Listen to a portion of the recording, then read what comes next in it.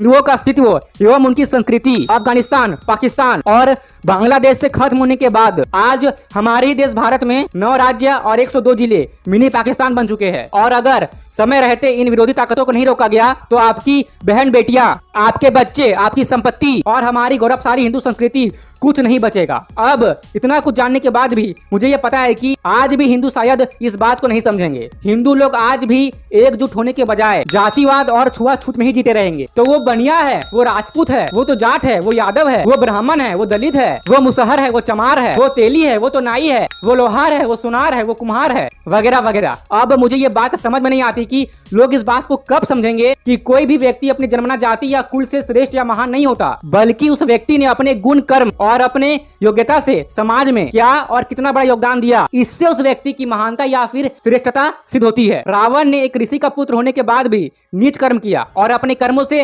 राक्षस बन गया। इसलिए हर साल रावण के पुतले को जलाया जाता है। तुकाराम, नामदेव और रविदास जी बहुत ही बड़े पूज्य विद्वान संत हुए हैं। इन्होंने सारी उम्र भगवान की भक्ति की, धर्म का प्रचार किया और लोगों को सही ज्ञान देकर सही मार्ग दिखाया। लेकिन जन्म से अगर मैं आज के हिसाब से बात करूं तो इनका जन्म किसी दलित परिवार में हुआ था। आचार्य चाणक्य इसलिए महान या श्रेष्ठ नहीं थे कि उनका जन्म किसी ब्राह्मण परिवार में हुआ था, बल्कि इसलिए महान और श्रेष्ठ है क्योंकि वे बहुत ही बड़े प्रचंड विद्वान व्यक्ति थे और उन्हें ये विद्वता जन्म से प्राप्त नहीं हुई थी, बल्कि उन्होंने अपने गुण, कर्म और अपनी योग्यता और अपनी मेहनत से इस प्रचंड विद्वता को प्राप्त किया था, जिसके फल स्वरूप आचार्य चाणक्य ने चंद्रगुप्त के साथ मिलकर अखंड भारत का निर्माण किया और यहीं से मौर्य वंश की शुरुआत हुई थी। गीता में योगेश्वर भगवान श्री कृष्ण जी ये कहते हैं कि ब्राह्मण क्षत्रिय विंसाम शूद्रनाम च प्रंतप कर्माणि प्रविभक्तानि स्वभाव प्रवर्व गुणे। ब्राह्मण, क्षत्रिय, वैश्य तथा शूद्रों के कर्म स्वभाव से उत्पन्न गुणों द्वारा विभक्त किए गए हैं, ना कि जन्म से। और